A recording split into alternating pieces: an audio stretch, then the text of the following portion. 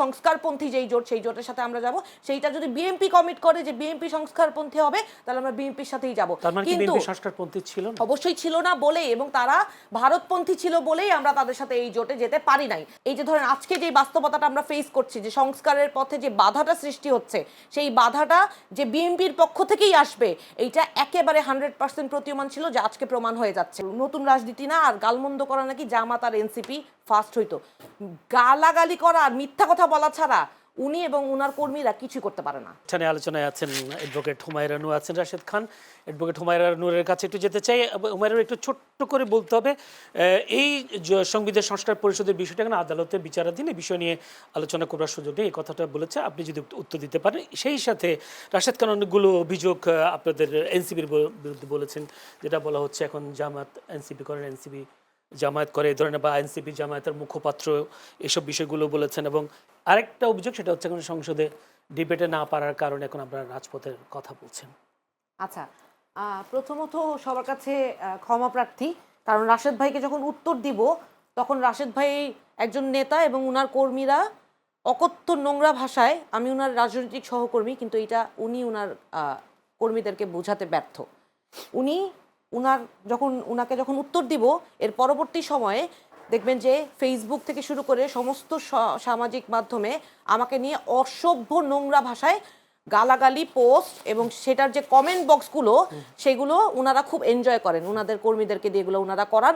উনি এত ভালো নেতা যে উনার কর্মীরা এগুলো করেন উনার রাজনৈতিক সহকর্মীর সাথে, সেটা উনি এনজয় করেন। কারণ উনাকে আমি উত্তর দিলে উনার সেটা গায়ে লাগে, সেটা উনি টকশোর টেবিলে সমাধান করতে পারেন না, উনি উনার নেতা কর্মীদের ব্যবহার করেন। উনি যে মিথ্যাচারটা করেছেন সামান্থা শারমিনের নামে, উনি বলেছেন যে সামান্থা শারমিন বলেছে এনসিপি জামাতের মুখপাত্র। সামান্থা শারমিন এরকম অবান্তর কথা বলে নাই। সামান্থা শারমিন যেটা বলেছে যে জামাতে ইসলামের নেতারা যখন বলেছে যে বাপের সাথে এর ওই ধরনের একটা কথা যে বলেছে, সেই কথার প্রেক্ষিতে সামান্থা শারমিন সেইটা একটা উদাহরণ হিসেবে বলেছে যে রাসূলুল্লাহ সাল্লাল্লাহু আলাইহি সাল্লামের চাচা ছিলেন আবু জাহেল। রাসূলুল্লাহ সাল্লাল্লাহু আলাইহি সাল্লাম ইসলাম প্রতিষ্ঠা করার জন্য তার চাচার পরামর্শ নেয়নি, সুতরাং এনসিপিও জামাতের পরামর্শ মতো কাজ করে না। কিন্তু এই কথাটাকে কতটা মিথ্যাচার এবং কি নোংরা ন্যারেটিভের সাথে উনি বললেন যে সামান্থা শারমিন নাকি এটা বলেছে। সামান্থা শারমিনের হেড ইজ ভেরি ক্লিয়ার। আমরা যারা এনসিপি করি আমাদের সবার মাথা ঠিক আছে, আমরা ক্ষমতার কাছে বিক্রি হয়ে যাই না, আমরা ক্ষমতাসীন দলের কাছে বিক্রি হয়ে যাই না।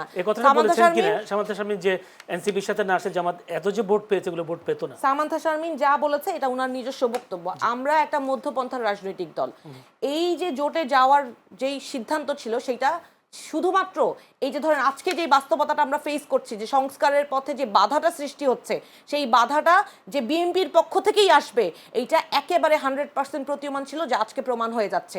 এবং জামাতের সাথে জামাতের রাজনৈতিক আদর্শ কিন্তু আমরা হোল্ড করি না, এবং বারবার করে এই কথাটা আমরা বলছি। এবং একই কারণে সামান্থা শারমিন সে একই বক্তব্য দিচ্ছে, কারণ উনি কোনো জোটে যেতেই উনি কোনো ধরনের রাজনৈতিক দলের জোটের সাথে যাওয়ার জন্য উনি মতবাদ উনার মত ছিল না। এটা ওনার স্বাধীন মত, উনি অবশ্যই মত দিতে পারেন। আমরা একটা গণতান্ত্রিক প্রক্রিয়া আমাদের দলটা পরিচালনা করতে চাই। আমি আমার মতামত যখন দিয়েছি যে হ্যাঁ আমরা জোটে যাব, সংস্কারপন্থী যেই জোট সেই জোটের সাথে আমরা যাব, সেইটা যদি বিএনপি কমিট করে যে বিএনপি সংস্কারপন্থী হবে তাহলে আমরা বিএনপির সাথেই যাব। কিন্তু সংস্কারপন্থী ছিল না, অবশ্যই ছিল না বলেই, এবং তারা ভারতপন্থী ছিল বলেই আমরা তাদের সাথে এই জোটে যেতে পারি নাই। আজকে দেখেন সামান্থা শারমিনের যেই কথার প্রেক্ষিতে জনাব শাহরিয়ার সাহেব যেই কথাটা বলেছেন, উনি সেই কথাটা উল্লেখ করলেন। শাহরিয়ার সাহেবের কিন্তু জামাত ইসলামে কোনো পদবি নাই। উনি যেই কথাটা বলেছেন সেই কথার জন্য উনাকে গণমাধ্যমের মাধ্যমে শাহরিয়ার সাহেবকে বলছি যে আপনাকে এটার জন্য ক্ষমা প্রার্থনা করতে হবে। আপনি সামান্থা শারমিনকে একা উল্লেখ করেন না, আপনি বলেছেন এই মেয়েগুলো আততায়ী। এই মেয়েগুলো আততায়ী মানে কি?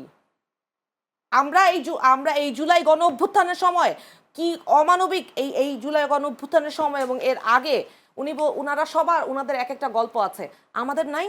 আমাদের পরিবারের মানুষের নামে মিথ্যা মামলা হয় নাই? আমার বাপকে মিথ্যা মামলায় রিমান্ডে যেতে হয় নাই? আমার ভাইকে মিথ্যা মামলায় বাপকে না পায় আমার ভাইকে তুলে নিয়ে যায় নাই পুলিশ? সেই সময় তারা কোথায় ছিল? আমরা যতদিন আমি নিজে অপরাধ বোধে ভুগি যে কেন আমি অতটা সময় ওইটুকু সময় আমি চুপ ছিলাম, ওই অপরাধ বোধ আমাকে এখনো ভুগায়। এই অপরাধ বোধ থেকে আজকে রাজনীতি করতে এসেছি, যে ওই সময় নিজের পরিবারের নিরাপত্তার কথা ভেবে যখন ফেসবুকে পোস্ট দিতে পারি নাই, সেইটুকুর জন্য আজকে আমার যে অপরাধ বোধ হয়, আজকে সেই জায়গা থেকে এই বাংলাদেশের মানুষের পক্ষে, এই সংস্কারের পক্ষে রাজনীতিটা করতে এসেছি। দেখেন উনি এত মিথ্যা কথা, অজাচারে উনি বলে যে গালমন্দ করা নাকি নতুন রাজনীতি না, আর গালমন্দ করা নাকি জামাত আর এনসিপি ফার্স্ট হইতো। গালাগালি করা আর মিথ্যা কথা বলা ছাড়া উনি এবং উনার কর্মীরা কিছু করতে পারে না। আমি আপনাকে প্রমাণ সহ দিয়ে দিব, স্ক্রিনশট সহ আমি দিয়ে দিব। আপনি যদি সম্ভব হয় আপনার চ্যানেলে দেখাবেন, তাহলে প্রমাণ পাবেন যে আপনি প্রমাণ দিয়েন ওনাদের দলের কোনো নারী কর্মীকে, আমার দলের কোনো ভাই যদি, কোনো কর্মী যদি, পদধারী কোনো কর্মী যদি কোনো অপদস্থ করে থাকে, আমি তো জামাত ইসলাম করি না, ওনারা যে ভ্রমের মধ্যে আছে, চরম ভ্রমের মধ্যে আছে। এই যে ধরেন ঘুম ভাঙবে কবে ওনাদের আমি জানি না, ততদিনে অনেকদিন পার হয়ে যাবে। আন্দোলনে ছিলেন, আমি তো এটা প্রথমেই স্বীকার করেছি। উনাদের সহকর্মীরা, উনার নেতৃত্বে গড়ে ওঠা অনেক রাজনৈতিক কর্মীরা গণ অভ্যুত্থানে ছিল, বিএনপির অনেক কর্মীরা গণ অভ্যুত্থানে ছিল। এই কথাটা বলেই তো শুরু করিনি বলেন তো ভাই? তাহলে আজকে আমরা কেন প্রতিপক্ষ হলাম? কারণ ক্ষমতা। প্রশ্নটা হচ্ছে ক্ষমতা। এই সংস্কার কেন করতে চায় না? সংস্কার করতে চায় না কারণ হচ্ছে ক্ষমতাটা কম্প্রোমাইজড হয়ে যাবে, কার্টেইলড হয়ে যাবে। যখন এই ক্ষমতা কার্টেইল হয়ে যাওয়ার প্রশ্ন আসে, তখন আর ভাই ভাই থাকে না, রক্ত রক্ত থাকে না। সম্পত্তির ভাগাভাগিতে যেমন রক্তের সম্পর্ক দুঃসম্পর্ক হয়ে যায়, আজকে রাশেদ ভাইয়ের কাছে আমরা দুঃসম্পর্কের আত্মীয় হয়ে গেছি তার কর্মীদের কাছে। এই জায়গায় থাকে। আচ্ছা, আসবো আপনার কাছে একটা প্রশ্ন। আদালতের বিষয়টা বলি। ধরেন আদালতে এই যে জুলাই সনদ বাস্তবায়ন আদেশ এবং গণভোটের প্রশ্নটা যারা নিয়ে গিয়েছে, সেইখানে মামলা যে কেউ মামলা পরিচালনা করতে পারে। আমিও গিয়ে এই মামলাটাই হিয়ারিং করতে পারতাম পার্টি হয়ে। হ্যাঁ, আমি অপোজিট পার্টি হিসেবে আমি পক্ষভুক্ত হয়েছি। আর বিএনপির আইনজীবীরা তারা এই মামলার জুলাই সনদ বাস্তবায়ন আদেশ বাতিলের পক্ষে পক্ষভুক্ত হয়ে তারা এটার পক্ষে শুনানি করেছে। করতেই পারেন, এটা তাদের স্বাধীনতা। তারা অবশ্যই জুলাই সনদের এবং জুলাই সনদ বাস্তবায়নের বিপক্ষে, সংস্কারের বিপক্ষে যেতেই পারেন। তারা অবশ্যই ভুলে যেতে পারেন, তাদের এটা অধিকার আছে।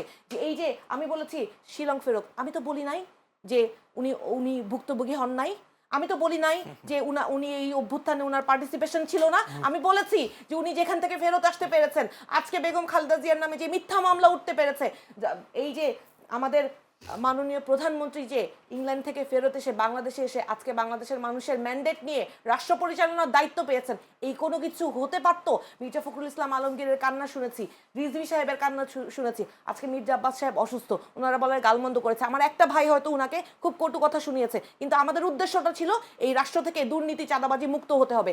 সেই জায়গায় মির্জা আব্বাস সাহেব কাঁদে নাই যে তার সমস্ত আত্মীয়, উনি অসুস্থ অবস্থায় 11টা মামলায় রাস্তায় রাস্তায় দৌড়ায়। এই আদালত প্রাঙ্গণে এই অমানবিক নির্যাতন ওনারা সব ভুলে গিয়ে সংস্কারের বিপক্ষে এসে দাঁড়িয়েছে। একটু বলি, একটা শেষ শব্দ বলি। অভ্যুত্থান না হলে ওনারা কিন্তু এই মুক্তি পাইতো না, ওনারা সেই অভ্যুত্থানের কথা ভুলে গিয়েছে।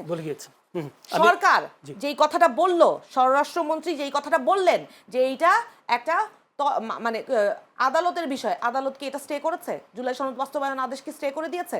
করে নাই তো। ওনারা শুধু রুল জারি করেছেন। Unless and until court had stayed the process of this particular এই যে পরিষদ হওয়ার যে কথা বা যে আদেশটা, যেই অধ্যাদেশটা, সেই অধ্যাদেশটা তো আদালত স্থগিত করে নাই। তাহলে উনি কেন বলছেন যে আদালতের এখতিয়ারাধীন বিষয়?